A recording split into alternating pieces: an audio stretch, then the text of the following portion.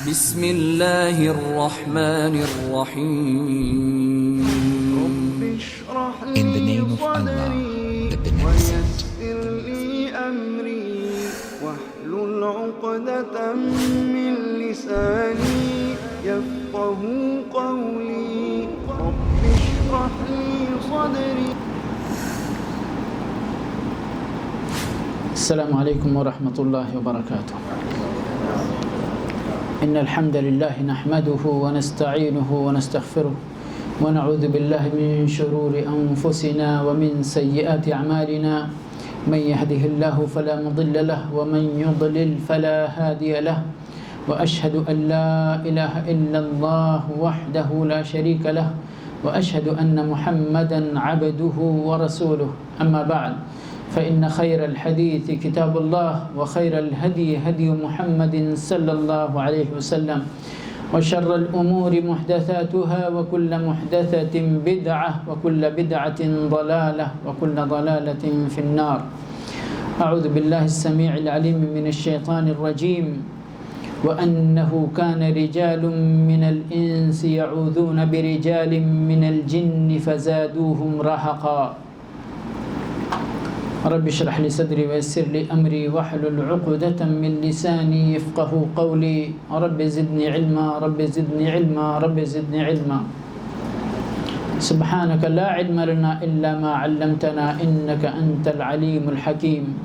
اللهم أرنا الحق حقا وارزقنا اتباعه وأرنا الباطل باطلا وارزقنا اجتنابه. حمد و صلاۃ کے بعد کتاب التوحید کا 13واں باب انشاءاللہ آج کے اس درس میں زیر بحث ہوگا، اور یہ آج کا باب بطور خاص کچھ زیادہ ہی اہمیت کا حامل ہے، کیونکہ اس موضوع سے ہمارے معاشرے کے اندر عوام اور خواص بہت سارے لوگ لاشعوری طور پر مبتلا ہیں، لاشعوری طور پر مبتلا ہیں، اور اس کی وجہ دین سے کما حقہ واقفیت کا نہ ہونا ہے، نادانی اور جہالت کے اندر مبتلا ہونا ہے۔ اور ستم بالائے ستم یہ ہے کہ ہم جب بھی علم کی بات اور علم کے نشر و اشاعت کی بات کرتے ہیں تو بولتے ہیں ہم یہ سب جانتے ہیں، مولوی صاحب کیا بار بار وہی دہرا رہے ہیں، سب جانتے ہیں، پورا دین واضح ہے، کوئی شرک والا نہیں ہے۔ آج کے اس باب پر توجہ دیجیے گا بطور خاص کہ اس کے اندر جو مسئلہ بیان کیا گیا ہے، کتنے لوگ، عوام تو عوام، خواص اور بہت سارے وہ لوگ، شعبدہ باز لوگ، مداری دکھانے والے جیسے لوگ، لوگوں کو اپنے جال میں پھانس کر ان کا جیب بھی خالی کرتے اور ان کے دل کو ایمان سے بھی خالی کرتے۔ تو بہت بڑا مسئلہ ہے، بہت خطرناک مسئلہ ہے، اور یہ کتاب التوحید جیسی قیمتی کتابوں میں اس طرح کے مباحث آپ کو ملیں گے۔ ضرورت اس بات کی ہے کہ ہم اس طرح کی کتابوں کو اپنے مطالعے میں رکھیں۔ علماء کرام بھی، علم شرعی کے طالب علم بھی ان کو سیکھنے اور سکھانے کا اہتمام کریں، پڑھنے اور پڑھانے کا اہتمام کریں، اور عوام کو بھی چاہیے، تمام مسلمانوں کو چاہیے کہ اس طرح کے دروس اور اس طرح کے پروگراموں میں شرکت کر کے اپنے دین کا کما حقہ علم حاصل کرنے کی کوشش کریں۔ باب کیا ہے میں نے بتایا نہیں اور اتنی ساری بات کہہ دی۔ باب ہے باب من الشرک الاستعاذۃ بغیر اللہ، باب ہے اس مسئلے کے بیان میں کہ اللہ کو چھوڑ کر غیر اللہ کی پناہ حاصل کرنا شرک ہے۔ من الشرک، یہ بات شرک میں سے ہے کہ کوئی بندہ اللہ کو چھوڑ کر غیر اللہ کی پناہ تلاش کرے، کی پناہ مانگے، ڈھونڈے، تلاش کرے۔ کیوں؟ وجہ کیا ہے؟ دلیل کیا ہے اس کی؟ جو آیت کریمہ مؤلف رحمہ اللہ نے اپنی کتاب کے اندر ذکر کی ہے وہ وہی آیت ہے جو میں نے حمد و صلات کے بعد آپ کے سامنے پڑھی ہے، اور یہ سورہ جن کی آیت ہے، آیت نمبر 6۔ اللہ تبارک و تعالیٰ فرماتے ہیں وَأَنَّهُ كَانَ رِجَالٌ مِّنَ الْإِنسِ يَعُوذُونَ بِرِجَالٍ مِّنَ الْجِنِّ فَزَادُوهُمْ رَهَقًا۔ سورہ جن اگر آپ پڑھیں گے تو جن کے بارے میں بہت ساری باتیں، اور جن کی وہ جماعت جن کو اللہ تبارک و تعالیٰ نے اپنے فضل سے ہدایت عطا فرمائی، اور پھر ان جنوں کی آپس کی گفتگو اس صورت کے اندر اور اس کے علاوہ بھی دیگر بعض صورتوں کے اندر اللہ تبارک و تعالیٰ نے اس کی حکایت بیان کی ہے کہ انہوں نے اپنی بعض یعنی اپنی جن جماعت کی بعض برائیوں کو بھی ہائی لائٹ کیا ہے، اور جس کا ذکر اللہ رب العالمین نے قرآن کریم کے اندر بیان کیا ہے۔ موقع ان سبھی باتوں کے ذکر کرنے کا نہیں ہے، میں یہ عرض کر رہا تھا کہ چونکہ اللہ رب العالمین نے پہلے سبھی لوگ پورے وہ جو جن کی جماعت ہے گمراہ جماعت تھی، اللہ رب العالمین نے ان کو موقع دیا اللہ کے رسول صلی اللہ علیہ وسلم کی تلاوت سننے کا، اور پھر ان کے دل میں ہدایت ڈال دی۔ جب ہدایت ڈال دی، اللہ پر ایمان لے آئے، تو پھر اپنی برائیوں کا پتہ چلا اور اپنی برائیوں کو وہ پہچاننے لگے، اور پھر ان میں سے بہت ساری چیزیں بطور تنقید انہوں نے اپنی جماعت پر تنقید کرتے ہوئے ذکر کیا کہ ایسا ایسا ہم تو نہیں سمجھتے تھے کہ ایسا بھی ہوگا ویسا بھی ہوگا، اور یہ دیکھو یہ ہم نے اللہ کا کلام سنا جو کہ ہدایت کے راستے کی طرف ہماری رہنمائی کرتا ہے۔ وہ بہت ساری باتیں سورہ جن کے اندر بھی اور اس کے علاوہ بھی، انہیں میں سے ایک یہ آیت ہے وَأَنَّهُ كَانَ رِجَالٌ مِّنَ الْإِنسِ، کہ لوگوں میں انسانوں میں سے کچھ لوگ ایسے تھے جو یعوذون، جو پناہ مانگتے تھے، تعوذ پناہ مانگتے تھے، برجال من الجن، جنوں میں سے بعض لوگوں کی پناہ، جنوں میں سے بعض لوگوں کی پناہ، فزادوہم رہقا، تو ان جنوں نے کیا کیا، ان انسانوں کے ساتھ جو لوگ جنوں کی پناہ مانگتے تھے اللہ کو چھوڑ کر، انہوں نے ان کو اور زیادہ خوف زدہ کر دیا، اور زیادہ رعب کے اندر مبتلا کر دیا، کیونکہ اب تو یہ ڈرے ہوئے ہیں ہی، اب ہمیں ان کے پیچھے زیادہ محنت کرنے کی ضرورت نہیں ہے، یہ لوگ تو ویسے ہی خود ہی مجھ سے ڈرنے والے ہیں، تو ذرہ ان کے لیے اگر ہم کوئی بھی ایسا رعب میں مبتلا کرنے والا کام کر دیں گے تو یہ لوگ ڈر جائیں گے، خوف کے اندر مبتلا ہو جائیں گے، اور جب خوف کے اندر مبتلا ہوں گے تو پھر کیا ہوگا، یہ ہماری طرف اور ہماری پناہ مانگیں گے۔ اس آیت کریمہ کی شان نزول کے بارے میں آتا ہے کہ عرب کے لوگ، اور ہو سکتا ہے اور بھی دنیا کے حصے میں ہوں، لیکن چونکہ اللہ کے نبی صلی اللہ علیہ وسلم نبی بنا کر اسی سرزمین پر سب سے پہلے بھیجے گئے تھے، تو یہاں کے لوگ اس کے پہلے مخاطب تھے، اور ان کے جو سلوکیات تھے، ان کے جو معاملات تھے، قرآن نے سب سے پہلے ان کا علاج کیا۔ تو کیا کرتے تھے، آپ کو معلوم ہے آج کی طرح تو روڈ اس طرح اور سفر کرنے کے آمد و رفت کے ذرائع جو آج مہیا ہیں وہ تو تھے نہیں اس وقت، اونٹوں پر، گدھوں پر، خچر پر، اور انہیں صحرا اور بیابان سے ہوتے ہوئے اپنا سفر وہ طے کرتے تھے۔ تو چونکہ اللہ پر ایمان کی کمی تھی، اس لیے وہ کسی بھی وادی میں جب پڑاؤ ڈالتے تھے، اترتے تھے، تو کیا کہتے تھے؟ کہتے تھے اعوذ بسید ھذا الوادی، اس وادی میں۔ اب وہاں کوئی انسان تو رہ نہیں رہا ہے، پھر وہاں سید کون ہے؟ وہاں سید ان کی مراد یہاں پر جو جن رہ رہے ہیں ان کے آقا سے، ان کے سردار کی پناہ مانگتا ہوں میں۔ کن سے؟ انہی کے جو شرپسند عناصر ہیں ان سے ہم یہاں کے اس وادی کے جنوں کے سردار کی پناہ مانگتے ہیں۔ ٹھیک ہے، اس طرح کہا کرتے تھے۔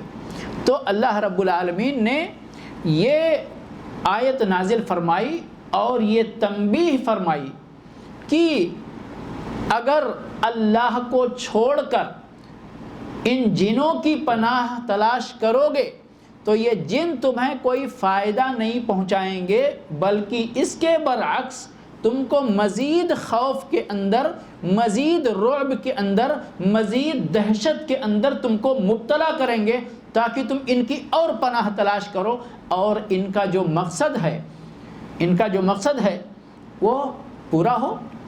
وہ چاہتے ہیں کہ انسان ہمارے پیچھے بھاگیں اور ہم ان کو لے کر غلط راستے پر ڈال دیں، تاکہ ہم تو ڈوبے ہیں اور ان کو بھی لے ڈوبیں۔ سمجھ گئے؟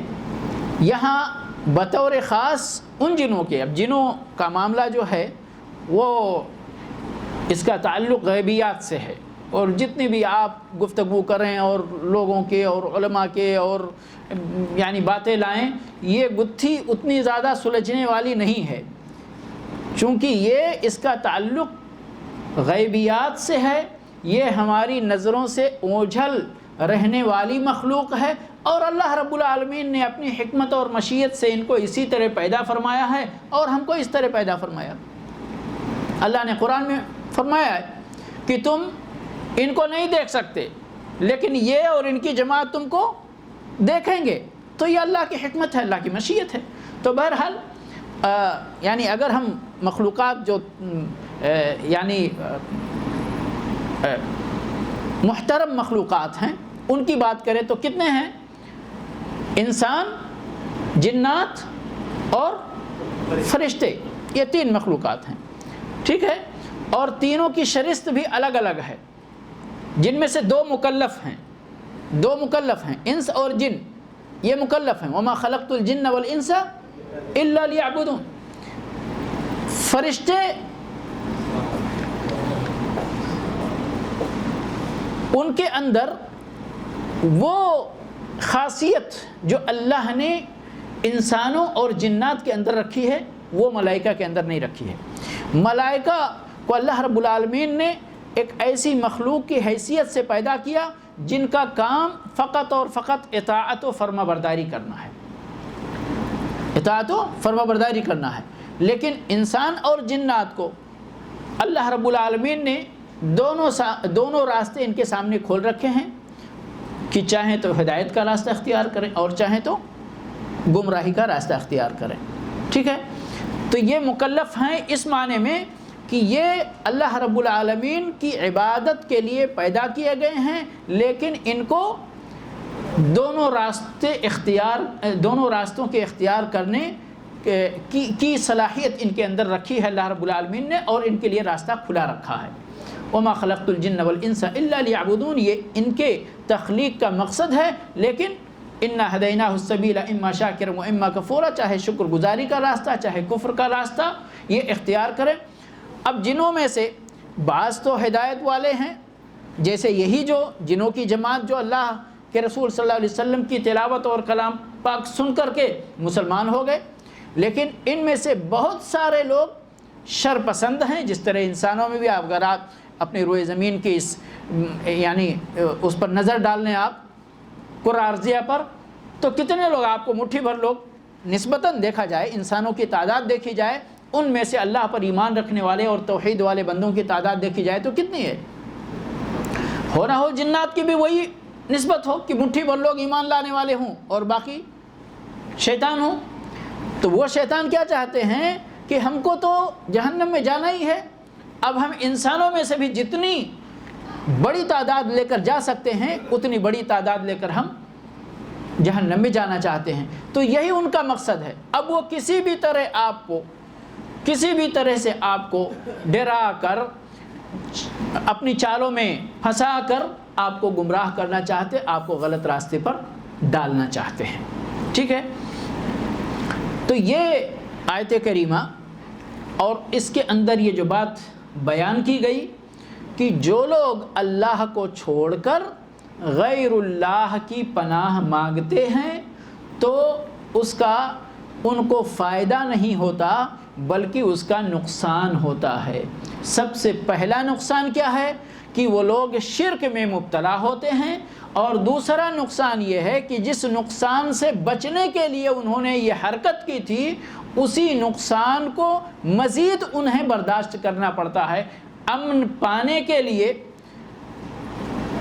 ان کے شر سے بچنے کے لیے تو انہوں نے جنات کی پناہ مانگی، لیکن مزید شر کے اندر مبتلا ہو گئے، ان کو پتہ بھی نہیں چلا، ٹھیک ہے۔ اب یہ ہم ایک بار پھر سے واپس چلتے ہیں اور اس بات کو بیان کرتے ہیں کہ آخر استعاذہ کا معنی کیا ہوتا ہے، مطلب کیا ہوتا ہے اس کا، اور یہ اللہ کو چھوڑ کر غیر اللہ کے لیے روا کیوں نہیں ہے، جائز کیوں نہیں ہے، بلکہ اسے شرک میں کیوں شمار کیا گیا ہے۔ تو سب سے موٹی بات سن لیں اس کا معنی پہلے کہ یہ کیا ہے، کسی شر سے بچنے کے لیے، کسی نقصان سے بچنے کے لیے، کسی برائی سے محفوظ رہنے کے لیے اللہ کی پناہ تلاش کرنا، اللہ کی طرف پناہ اختیار کرنا، یہ کہتے ہیں استعاذہ۔ اب پناہ کا لفظ اگر ہم اس کا مزید ترجمہ کرنے بیٹھیں تو شاید وہ آسان نہیں اور مشکل ہو جائے گا۔ کبھی کبھی یعنی ترجمہ آپ زیادہ آسان کرنا چاہیں تو زیادہ مشکل ہو جاتا ہے۔ پناہ کا لفظ ایسا ہے کہ سب لوگ سمجھتے ہیں، فلاں کی پناہ میں آ گیا، فلاں کی پناہ میں آ گیا۔ اعوذ باللہ من الشیطان الرجیم جب ہم پڑھتے ہیں تو سارے لوگ جانتے ہیں اعوذ باللہ، ہم اللہ کی پناہ مانگتے ہیں، اللہ کی پناہ چاہتے ہیں، اللہ کی، اور ہم متبادل تھوڑا سا لفظ اگر لائیں تو اللہ کی حفاظت چاہتے ہیں، اللہ کی حمایت چاہتے ہیں، سمجھ گئے؟ کس چیز سے؟ من الشیطان الرجیم، مردود شیطان سے۔ اور جس کسی چیز سے بھی آپ بچنا چاہتے ہیں تو جب یہ استعاذہ کا لفظ استعمال کرتے ہیں، ابھی آپ لوگوں نے غور کیا ہوگا، ابھی جب ہم حمد و صلات پڑھتے ہیں تو کیا پڑھتے ہیں؟ وَنَعُوذُ بِاللَّهِ مِن شُرُورِ أَنفُسِنَا وَمِن سَيِّئَاتِ أَعْمَالِنَا۔ ہمارے نفسوں کے اندر بھی شر ہے یا نہیں ہے؟ ہے۔ تو ہم کس کی پناہ مانگ کر حتیٰ کہ اپنے نفس کے شر سے بچ سکتے؟ اللہ کی پناہ۔ ہمارے اعمال کے اندر اچھے اعمال بھی ہوتے ہیں، برے اعمال بھی ہوتے ہیں، لیکن برے اعمال سے بچنا کیوں کر ممکن ہوا؟ اللہ کی توفیق سے۔ اللہ کی توفیق کے بغیر کوئی بھی بندہ اپنے برے اعمال سے بھی نہیں بچ سکتا ہے۔ اسی لیے ہم سورہ فاتحہ کی شکل میں اہدنا الصراط المستقیم ہم ہر نماز میں دہرانے کے لیے ہم کو کہا گیا ہے، حکم دیا گیا ہے ہر رکعت کے اندر۔ اور ہمیشہ اللہ کی مدد، اللہ سے ہدایت، اللہ کے نبی صلی اللہ علیہ وسلم یا مقلب القلوب ثبت قلبی علی دینک، اس طرح کی دعا اللہ کے نبی صلی اللہ علیہ وسلم کیا کرتے تھے۔ تو بہرحال ہم کو ہمیشہ اللہ کے پناہ کی ضرورت ہے، بغیر اس کے نہ کسی دنیاوی شر سے محفوظ رہ سکتے اور نہ کسی اخروی شر سے محفوظ رہ سکتے ہیں۔ تو یہ ہے معنی استعاذہ کا، اللہ کی پناہ مانگنا، اللہ کی پناہ چاہنا۔ کسی بھی برائی سے اگر ہم کو پناہ چاہیے تو کس کی پناہ؟ اللہ کی پناہ. اور یہ بہت ہی اہم عبادت ہے، اور یہ بہت ہی اہم عبادت ہے. عبادت ہونے کی کیا دلیل ہے؟ عبادت تو وہی ہے نا جس کام کے کرنے کا اللہ نے حکم دیا ہے، ہم کرتے ہیں تو وہی عبادت ہے. اللہ کی فرما برداری، اللہ کی اطاعت، اللہ کا حکم مان کر ہم اس کو بجا لاتے ہیں. اب اگر اللہ کو یہ کام کرنا پسند نہ ہوتا تو اللہ اس کام کے کرنے کا حکم کیوں دیتا؟ عبادت کی جو بات کہ عبادت وہی ہے جس سے اللہ راضی ہو، چاہے کوئی بات ہو، ڈھکی ہو، چھپی ہوئی ہو یا ظاہر ہو، کوئی کام ہے، کوئی بات ہے جس سے اللہ راضی ہو، جس سے اللہ خوش ہو، جس کو اللہ پسند فرماتا ہو. تو اللہ نے جتنی باتوں کا حکم دیا ہے کرنے کا، اللہ کو ان کا کرنا پسند ہے. اور اللہ نے جتنی باتوں سے منع فرما دیا ہے، جتنے کام کرنے سے روک دیا ہے، اللہ ہمیں یعنی ہمارے بارے میں پسند یہ کرتا ہے کہ ہم اس سے رک جائیں، ہم اس سے باز رہیں، ہم اس سے پرہیز کریں. تو استعاذہ کا حکم اللہ نے دیا ہے ہم کو. کہاں دیا ہے؟ کہاں دیا ہے؟ کوئی بھائی بتائیں گے غور کر کے؟ بہت آسان سوال ہے.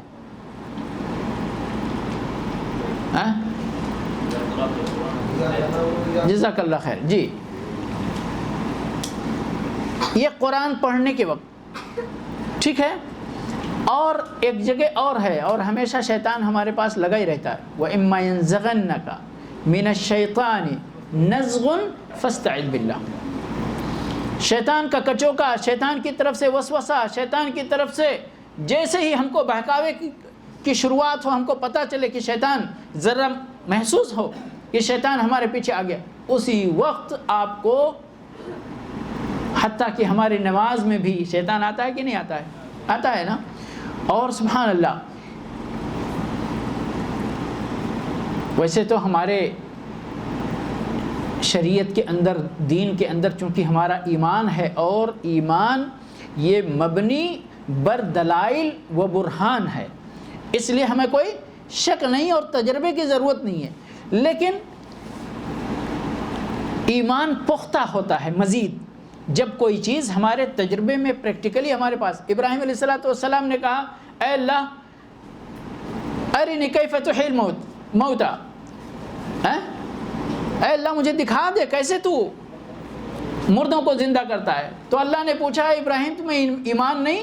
کہا ایمان ہے، لیکن میں چاہتا ہوں لیطمئن قلبی، تاکہ ہمارا دل مزید مطمئن ہو جائے. تو اللہ نے وہ 4 چڑیوں کا قصہ ابراہیم کو بتایا.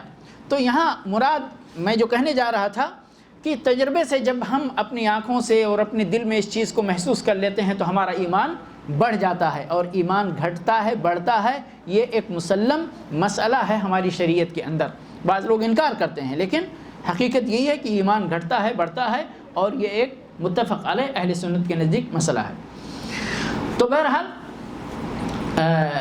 میں یہ عرض کر رہا تھا کہ نماز میں اللہ کے نبی صلی اللہ علیہ وسلم فرمایا کہ جب وسوسہ آئے نماز میں تو کیا کرو؟ 3 مرتبہ اعوذ باللہ پڑھ کر بائیں طرف تھوک دیا کرو. اب ایسا یہ اس طرح سے، مطلب آپ کا بغل والا یہ نہیں سمجھے رہے یہ کیا ہو گیا، یہ ہمارے اوپر تھوک رہا ہے، ابھی سمجھ گئے نہیں؟ ایسے حکمت سے اور ایسے انداز میں کہ آپ کا مقصد بھی حاصل ہو جائے اور کوئی غلط فہمی بھی نہ پیدا ہو. نماز میں تو شیطان کتنا چالاک ہے اور کتنی ہوشیاری سے ہمارا دھیان بھٹکاتا ہے، ہماری توجہ اور حضور قلب کو یقین مانے باقاعدہ لڑائی کرنی پڑتی ہے. اللہ ہے کہ آپ جیت جائیں بھائی بہت زیادہ، یعنی اور ہمیشہ فتح حاصل کرتے کرتے آپ کا شیطان کمزور ہو جائے بہت، اور شاید ہی یہ خوبی کسی کو حاصل ہوتی ہو. نہیں تو شیطان اور انسان کے درمیان یہ لڑائی 24 گھنٹے کی لڑائی ہوتی ہے. تو جیسے ہی وسوسہ آپ کو محسوس ہو، اگر اعوذ باللہ پڑھ کر بائیں طرف، ایسے محسوس ہوتا ہے میرے بھائی، ایسے محسوس ہوتا ہے کہ جیسے آپ کے دماغ پر کوئی پردہ پڑا ہوا تھا اور وہ پردہ یک لخت چھٹ گیا ہے اور آپ کا دل اللہ کی طرف متوجہ ہو گیا۔ اگر کبھی ہو ایسا تو اعوذ باللہ من الشیطان الرجیم پڑھ کر بائیں طرف اس طرح کر کے دیکھیں آپ کہ آپ کے دل سے وہ غفلت کی چادر جو پڑ جاتی ہے وقتی طور پر اس شیطان کی وجہ سے، وہ کس طرح چھٹتی ہے، اور آپ کے اور اللہ کے بیچ میں جو پردہ حائل تھا وہ کس طرح ختم ہو جاتا ہے۔ تو کیسے ہوتا ہے یہ؟ یہاں شیطان وہی شیطان ہے، لیکن جب آپ نے اللہ کی پناہ مانگی تو اللہ کی قوت سے شیطان کو ہٹنا پڑا۔ لیکن جب آپ اللہ کو چھوڑ کر شیطان کو پکڑ لیتے ہیں تو شیطان کو تو یہ آپ نے اپنا ہاتھ ہی دے دیا کہ اب لے، جہاں لے کر چلنا ہو وہاں لے جاؤ۔ تو یہ آیت یا وہ قرآن پڑھنے کے لیے تعوذ کی بات ہے، یا اس سے بھی زیادہ جو ہم جس کو معوذتین کے نام سے جانا ہی جاتا ہے، قل اعوذ برب الفلق اور قل اعوذ برب الناس، یہ دونوں صورتیں، یہ معوذات ان کو کہا ہی جاتا ہے، معوذتین کہا جاتا ہے۔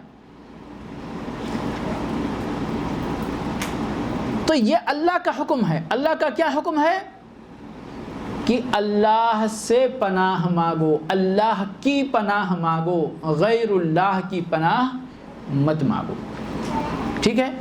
اب اللہ کی پناہ مانگنا، جب اللہ نے اس بات کا ہمیں حکم دیا ہے کہ یہ کام ہمیں کرنا چاہیے، تو اس کا مطلب کیا ہوا کہ یہ اللہ کی عبادت ہے، اور معمولی عبادت نہیں ہے، بڑی عظیم الشان عبادت ہے، اور یہ وہ عبادت ہے جس کے ذریعے آپ کو اللہ کی عبادت سے، اللہ کی سیدھی راہ سے بھٹکانے والی مخلوق سے آپ کو نجات ملنے والی ہے۔ اللہ کی پناہ اگر آپ کو مل جائے تو کوئی شیطان آپ کو بھٹکا نہیں سکتا، نہ دنیاوی طور پر کوئی نقصان پہنچا سکتا ہے، اور نہ آخرت کے اندر گمراہ یا آخرت کا کوئی نقصان پہنچا سکتا ہے آپ کو گمراہ کر کے۔ سمجھ گئے؟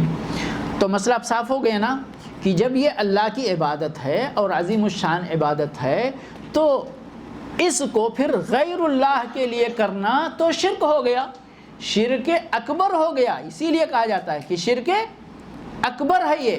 کوئی بندہ اگر اللہ کو چھوڑ کر غیر اللہ کی پناہ تلاش کرے تو یہ شرک اکبر ہے،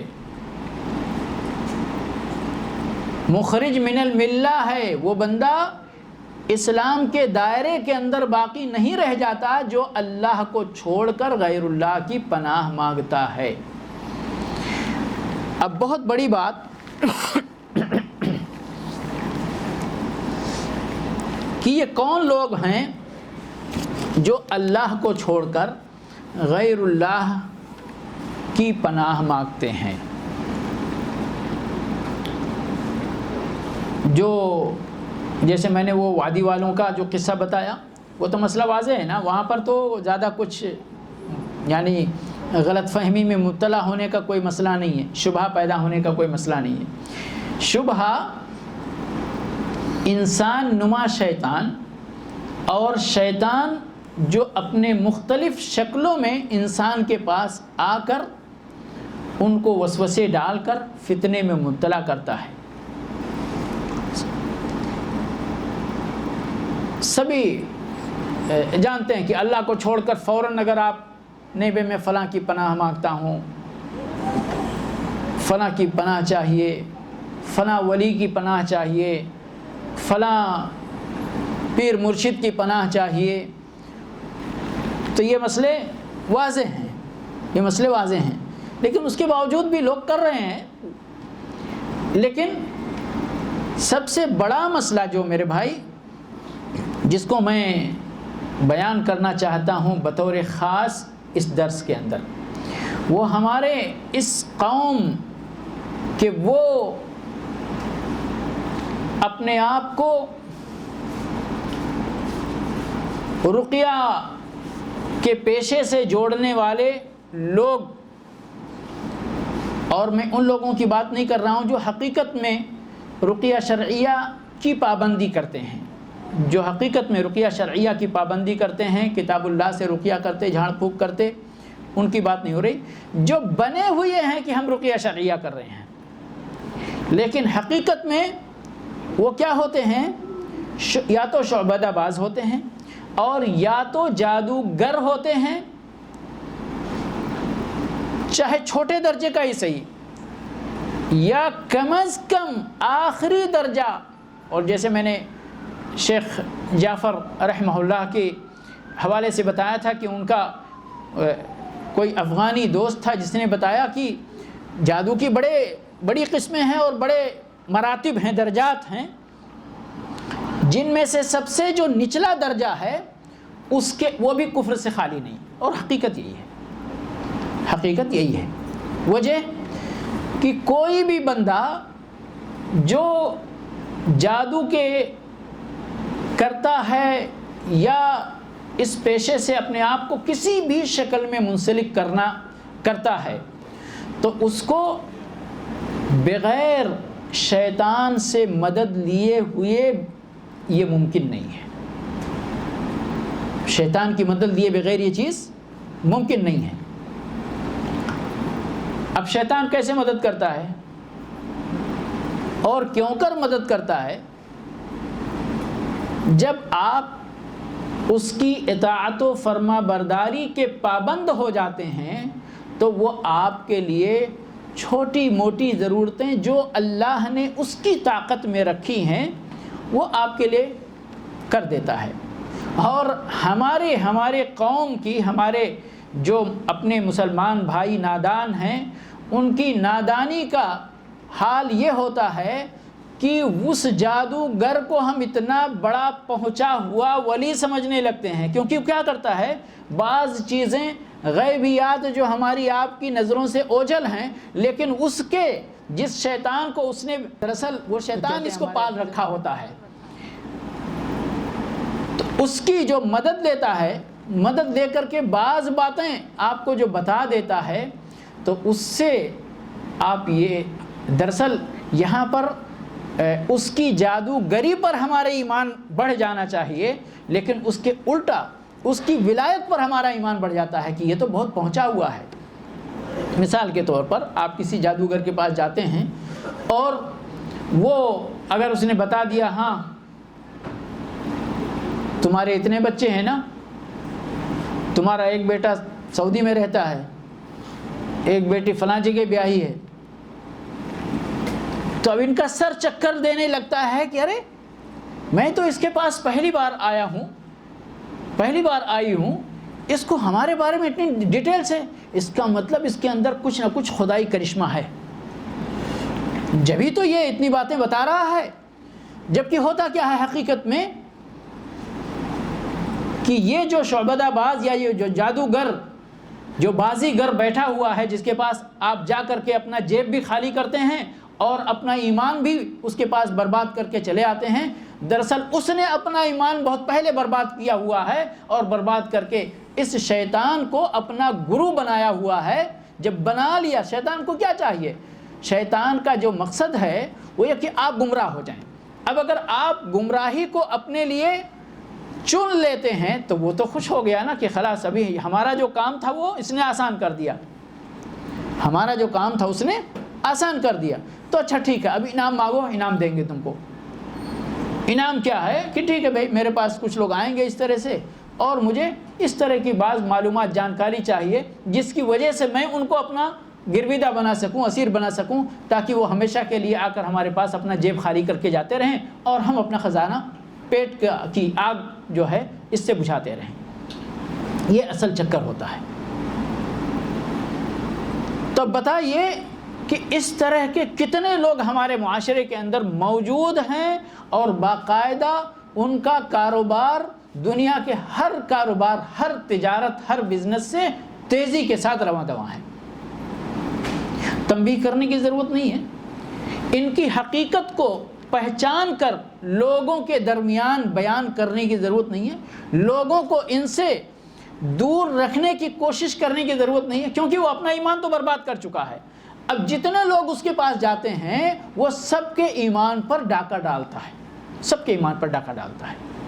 اور ہماری اپنی نادانی یہ ہے، ہماری اپنی جہالت کا حال یہ ہے کہ حقیقت تو سمجھتے نہیں ہیں، الٹا ہم نے بتایا نا کہ سبحان اللہ اب ایسا معاملہ ہو جاتا ہے کہ اب کوئی کتنا بھی سمجھائے ہم وہ بات، اللہ کی بات، اس کے رسول صلی اللہ علیہ وسلم کی بات سمجھنے کے لیے تیار نہیں ہے۔ نہیں ہم نے تو اس کو تجربہ کر کے دیکھ لیا، آخر کہاں سے پتہ چلا اس کو۔ اور اگر آپ دیکھنے جائیں ان لوگوں کی اس میں تو سبحان اللہ، یعنی مجھے یاد آ رہا کئی سال پہلے کی بات ہے، ایک غیر مسلم تھا شاید وہ، اس نے بھی اپنا کچھ کاروبار آن لائن ہی کچھ اس طرح سے بنا کے رکھا تھا کہ آپ اس کے پاس بھیجیے اپنا یعنی بایو ڈاٹا ٹائپ کا کچھ معلومات، تو وہ پھر آپ کے بارے میں انالیسس کر کے آپ کو کچھ رزلٹ بھیجے گا۔ وہ یاد نہیں رہ گیا بات یعنی ایک دم پرفیکٹ طور پر، لیکن اسی طرح کی کوالٹی کی کچھ بات تھی، اور لوگ یعنی ہزاروں کی تعداد میں، سینکڑوں کی تعداد میں اس کے پیچھے بھاگتے تھے، اور پیسہ بھی، فیس بھی، وہ فیس کے نام پہ کہ ہماری اتنی فیس ہے۔ تو یہ معاملہ کیا ہے؟ یہ اسی باب کے اندر آنے والا معاملہ ہے، الاستعاذہ بغیر اللہ، اللہ کو چھوڑ کر غیر اللہ کی پناہ تلاش کرنا۔ استعاذہ یہ اللہ کی بہت بڑی عبادت ہے، اور اس کو اللہ کو چھوڑ کر غیر اللہ کے لیے بجا لانا شرک اکبر ہے۔ شرک اکبر سے اپنے آپ کو بھی بچانا چاہیے، توبہ کرنا چاہیے، اور لوگوں کے اندر یہ بیداری پیدا کرنے کی کوشش کرنی چاہیے تاکہ لوگ جج کر سکیں، کم سے کم کچھ پہچان سکیں۔ اگر آپ کسی کے پاس یعنی پہچان کے اس پہ لفظ پہ بات ذہن میں آ گئی کہ اگر آپ کسی کے پاس جاتے ہیں جو بظاہر رقیہ شرعیہ ہی کرنے والا ہے، دعا، ہمارے ہاں تو رقیہ شرعیہ بھی نہیں لوگ جانتے نا، فلاں آدمی دعا کرتا ہے، اس کو دعا کرانے کے لیے اس کے پاس پہنچ جاتے ہیں۔ اب وہ دعا کے چکر میں وہ کیا آپ کو دے کر واپس کرتا ہے کسی کو پتہ نہیں، سمجھ گئے؟ تو یہ دعا کرنے والوں کا جو مسئلہ ہے، اللہ رحم فرمائے، ہمیں لوگوں کو یعنی کچھ کم سے کم کچھ ایسی بنیادی باتیں بتا دینی چاہیے کہ لوگ پتہ لگا سکیں۔ انہی میں سے ایک بنیادی بات کہ اگر آپ کسی یہ دعا کرنے والے کے پاس پہنچے اور اس نے آپ سے آپ کی والدہ کا نام پوچھ لیا، کہ کس کا نام؟ ماں کا نام پوچھ لیا، تو سمجھ جائیے 100% یعنی اس میں 1% بھی شبہ کی بات نہیں رہ جاتی ہے کہ یہ دعا کرنے والا نہیں ہے، بلکہ کسی شیطان کا، جن کا پجاری ہے، جو اپنے اسی جن سے تھوڑی سی مدد لے کر آپ کے سلسلے میں کچھ باتیں وہ آپ کو بتا دے گا۔ کیونکہ کہتے ہیں جو ہمارا قرین ہے نا، جو بچہ جس ماں کے بطن سے پیدا ہوتا ہے، سمجھ گئے، تو وہ قرینوں کے ذریعے سے، وہ ان کا بھی ایک نیٹ ورک ہے، وہ اپنے نیٹ ورک کو کام میں لاتے ہیں، اور ان کے ذریعے پھر کہ ہاں یہ فلاں کا بیٹا ہے اور فلاں اس کی ماں ہے، تو اب اس کے بارے میں اس کا قرین ایک دوسرے کو معلومات فراہم کرتے ہیں، اور پھر اسی میں سے تھوڑی سی معلومات اس جادوگر یا اس شیطان کے پجاری کے پاس آ جاتا ہے، اور یہ اس کے کان میں ڈال دیتا ہے، تو عالم الغیب بن جاتا ہے، عالم الغیب بن جاتا ہے۔ چوری کی ہوئی چیز ہے مثال کے طور پر، اب وہی نیٹ ورک کام میں شیطانوں کا آتا ہے، اور وہ سامان اگر کہیں پتہ، اب جس کا سامان مثال کے طور پر ہمارا ایک موبائل چوری ہوا اتفاق سے، اور ہم کسی ایسے انسان کے پاس چلے گئے جس نے کہا ہاں بھائی ٹھیک ہے تمہارا موبائل غائب ہوا ہے، فلاں وقت غائب ہوا نا، فلاں جگہ فلاں آدمی کے پاس ہے۔ اب ہمارے پاس اگر پختہ ایمان نہیں ہے، ڈگمگانے والا ایمان ہے، تو پیر لڑکھڑا جائے گا اس وقت، سمجھ گئے۔ اور علم کی کمی، سب سے بڑی بات ایمان کی بات صرف نہیں ہے، علم کی کمی۔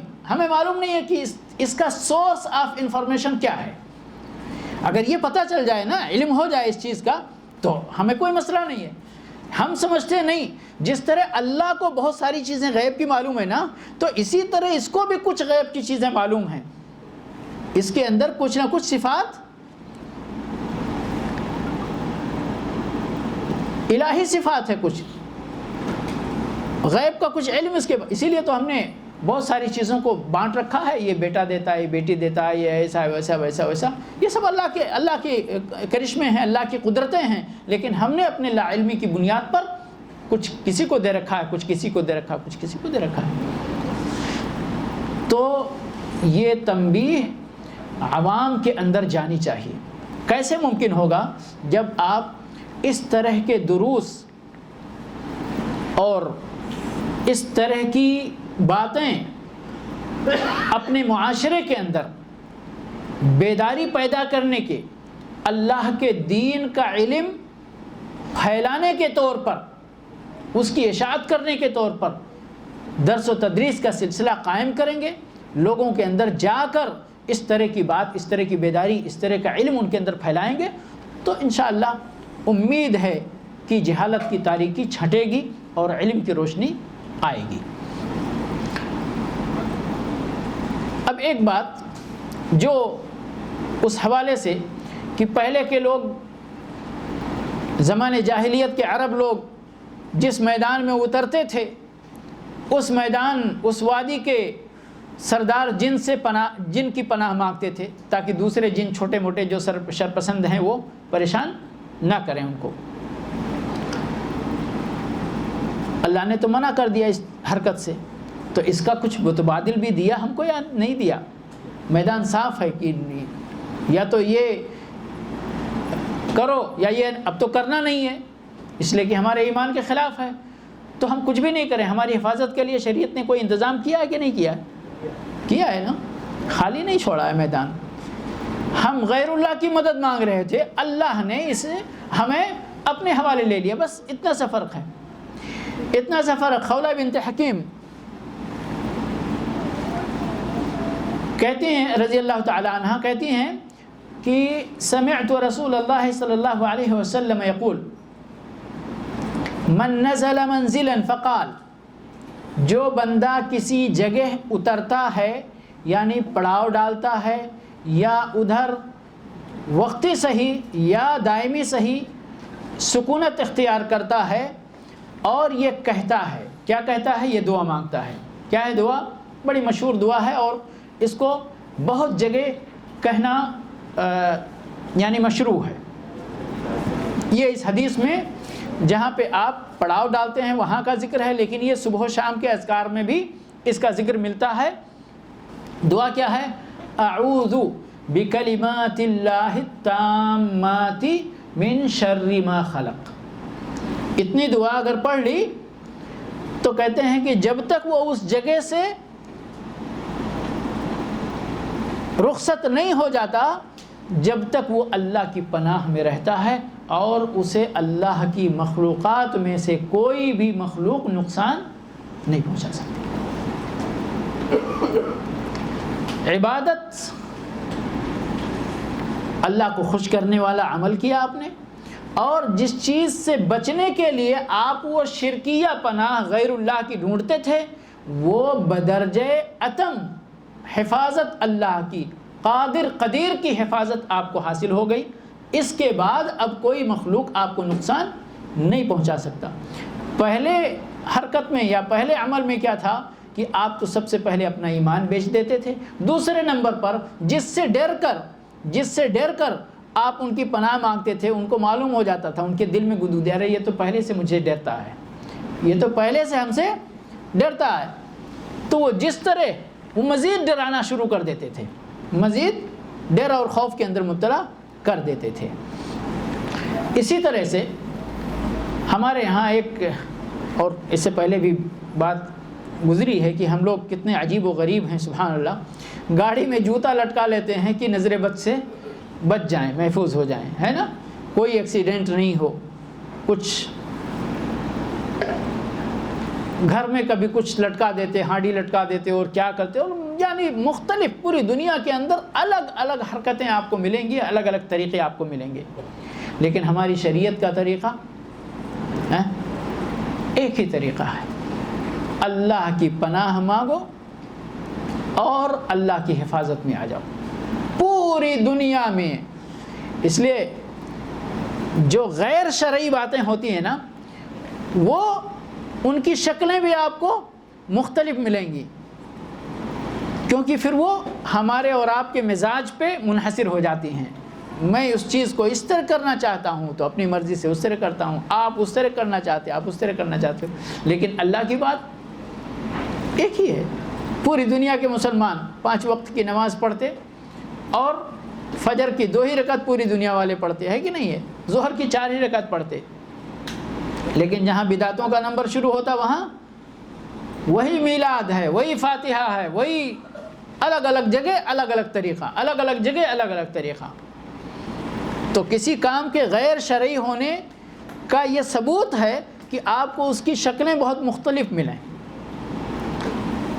تو یہ کوئی جوتا باندھے گا اور کوئی ہانڈی باندھے گا، کوئی رسی باندھے گا، کوئی کچھ کرے گا، کوئی کچھ کرے گا، لیکن ایک مسلمان جو پکا ہے وہ کیا کرے گا؟ اعوذ بکلمات اللہ التامات من شر ما خلق۔ نظر بد سے اللہ کے نبی صلی اللہ علیہ وسلم کے بارے میں آتا ہے کہ آپ حسن اور حسین کو کیا دعا پڑھتے تھے؟ اعیذکما بکلمات اللہ التامہ من کل شیطان وہامہ ومن کل عین لامہ۔ اسی کے ساتھ مزید فرماتے تھے کہ تمہارے باپ مراد ہے ابراہیم علیہ السلام اپنے دونوں بیٹوں کو اسماعیل اور اسحاق علیہم السلام کو اسی طرح تعوذ کرتے تھے اور اللہ کی پناہ میں دیتے تھے۔ نظر بد سے محفوظ رکھنے کا یہ ہتھیار ان کا بھی تھا۔ توحید کا توحید، آپ کا ایمان سلامت اور اللہ کی حفاظت آپ کو حاصل۔ اب یہاں پر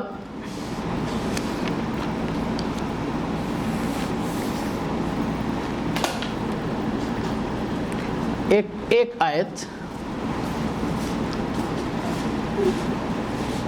یہ ان ابھی جو میں نے تھوڑی دیر پہلے باتیں بیان کی نا کہ وہ ہمارا انسانی بھائی اور ایک جناتی اور شیطانی بھائی دونوں مل کر ہماری امت یا یہ کہیے ہم انسانوں کو ہمارے ایمان کے گھر میں سیندھ لگانے والے، ان کی اس غلط عمل کو کیا اللہ نے نظر انداز کیا؟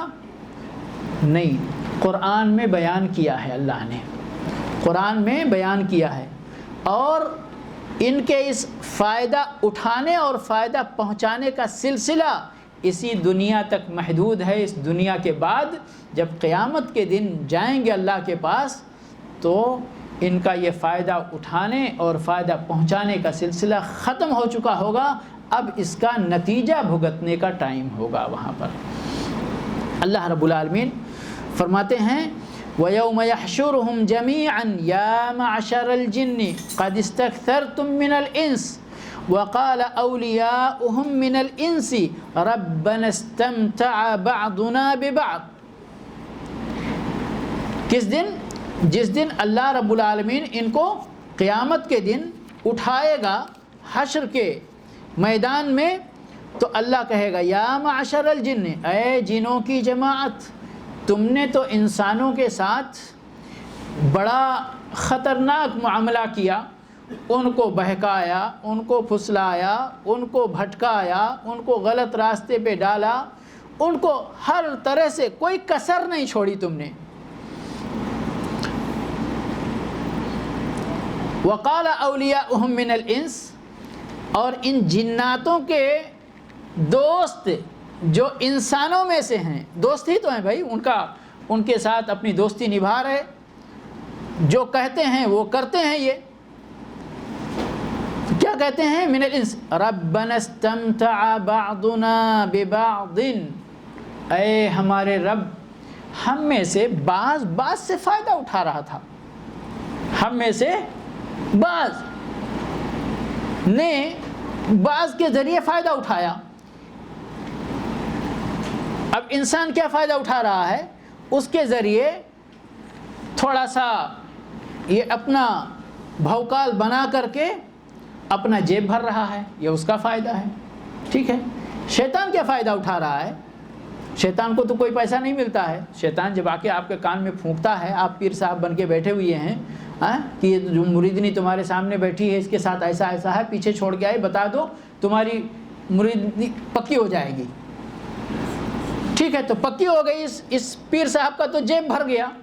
لیکن جس شیطان نے اس کے کان میں یہ بات ڈالی، یہاں تو انسان یہ کہہ رہا ہے کہ ہم دونوں ایک دوسرے سے فائدہ اٹھا رہے تھے، ہے نا؟ تو شیطان کا فائدہ کیا ہے؟ شیطان کا فائدہ سب سے بڑا یہی ہے نا میرے بھائی، کہ وہ جو مقصد جو چاہتا تھا وہ آپ اس کی بہترین زرخیز کھیتی بن گئے۔ چاہتا تھا کہ آپ بھی گمراہ ہو جاؤ اور آپ جیسے بہت سارے انسان گمراہی کے راستے پر پڑ جاؤ، تو یہ تو اس کا سب سے بڑا عظیم مقصد حل ہو گیا۔ پھر اس کے بعد میں آپ جب اس کی تعظیم کرتے، ابھی یہ جو یعوذون برجال من الجن کی بات ہے کہ بعض انسان بعض جنوں کی پناہ مانگتے تھے، تو کون کس کی پناہ مانگتا ہے؟ طاقتور کمزور کی پناہ مانگتا ہے یا کمزور طاقتور کی پناہ مانگتا ہے؟ کمزور طاقتور کی پناہ مانگتا ہے۔ تو جب آپ نے جنوں کی پناہ مانگی تو جن تو خوش ہو گئے کہ بھائی یہ تو مجھے عظیم سمجھتا ہے، یہ تو مجھے بڑا سمجھتا ہے، جبھی تو میری پناہ مانگتا ہے، نہیں تو کیوں مانگتا میری پناہ؟ تو یہ جو تعظیم ہمارا انسانی بھائی اس جنات کی کرتا ہے تو یہ بھی ان کو فائدہ ہے۔ آپ کو نہیں معلوم، ہمارے انسانوں میں سے بھی بہت سارے لوگ ایسے ہوتے ہیں کہ جن کو آپ کچھ مت دیجئے، ان کے منہ پر ذرا ان کی تعریف کر دیجئے، پھر اس کے بعد کوئی بات نہیں ہے۔ سب لوگ نہیں، ہوشیار لوگ نہیں، لیکن کچھ لوگ ہوتے جو اس کو کہتے ہیں نا کہ تعریف پسند۔ اب تعریف آپ نے کر دی تو آپ کچھ اگر اس وقت سوال کر دیجئے، وہ خوش ہے تو کوئی بات نہیں، جیسے پرانے بادشاہوں کے درباروں میں ہوا کرتا تھا کبھی۔ تو یہی ہے، لیکن پھر انجام کیا ہوا؟ یہ انسان وَبَلَغْنَا أَجَلَنَا الَّذِي أَجَّلْتَ لَنَا، لیکن اے میرے مولا، اے میرے رب، ہم اپنے اس منزل تک پہنچ گئے جو منزل تو نے ہمارے لیے مقرر کی تھی۔ قَالَ النَّارُ مَثْوَاكُمْ خَالِدِينَ فِيهَا، اللہ فرمائے گا اب تمہارا بھی اور تمہارا یہ جناتی شیطانی جو بھائی ہے، یہ تم دونوں کا ٹھکانہ، جو دنیا میں ایک دوسرے سے فائدہ اٹھاتے تھے نا، یہ سب اب سلسلہ ختم ہو گیا، اس کا وقت ختم ہو گیا، اوور۔ اب کیا ہے؟ اب انجام کا قال النار مثواکم خالدین فیہا، اب تمہارے لیے جہنم کا ٹھکانہ ہمیشہ ہمیش کے لیے، ہمیشہ ہمیش کے لیے ہے۔ کیوں ہوا بھائی؟ ابھی تک یہ پورا درس جو ہم بتا رہے تھے یہ اسی کا انجام ہے، یہ اسی کا انجام ہے۔ جب ہم نے اللہ کو چھوڑ کر غیر اللہ سے پناہ مانگنا شروع کر دیا اور آپس میں ایک معصیت کے کام میں تعاون کرنا، کوآپریٹ کرنا شروع کر دیا گناہ کے کام میں، تو انجام دونوں کا، مدد کرنے والے کا اور مدد کیے جانے والے کا، دونوں کا انجام، مدد طلب کرنے والے کا دونوں کا انجام ہمیشہ ہمیش کے لیے جہنم ہے۔ اللہ ہم سب کو اپنی پناہ میں رکھے۔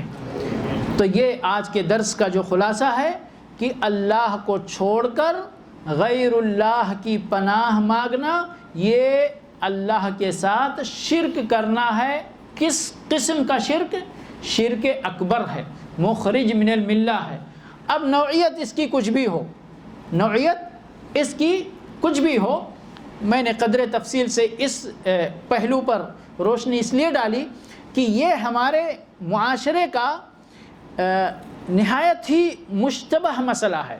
یعنی میں نے بتایا نا کہ لوگ کیا سمجھتے ہیں کہ یہ تو بھائی بہت بڑا دعا کرنے والا ہے، یہ تو دعا ہی تو کر رہا ہے، دعا کرانے میں کیا پریشانی ہے بھائی؟ لوگ بولتے بھی ہم جا رہے ہیں فلاں بابا کے پاس دعا کرانے کے لیے۔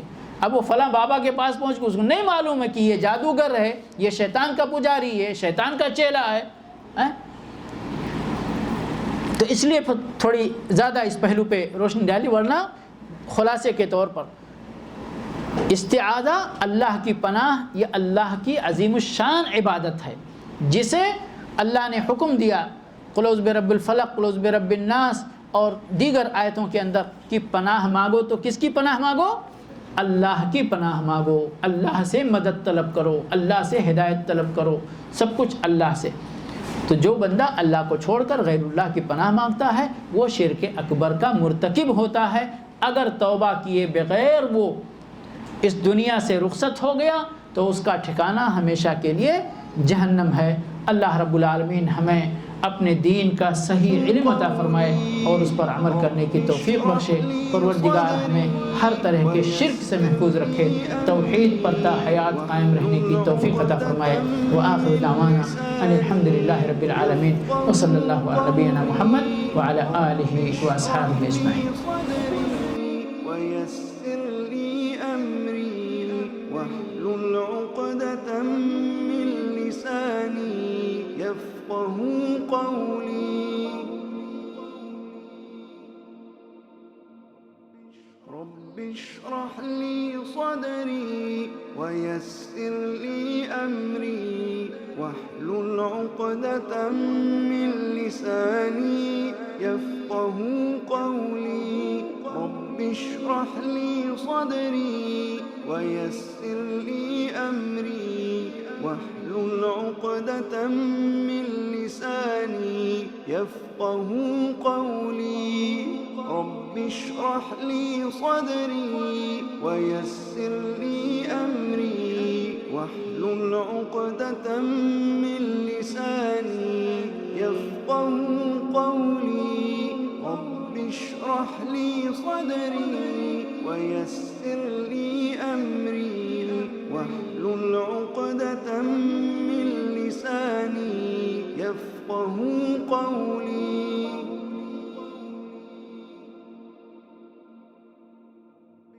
رب اشرح لي صدري ويسر لي أمري واحلل عقدة من لساني يفقه قولي رب اشرح لي صدري ويسر لي أمري واحلل عقدة من لساني يفقه قولي رب اشرح لي صدري ويسر لي أمري واحلل عقدة من لساني يفقه قولي رب اشرح لي صدري ويسر لي أمري واحلل عقدة من لساني يفقه قولي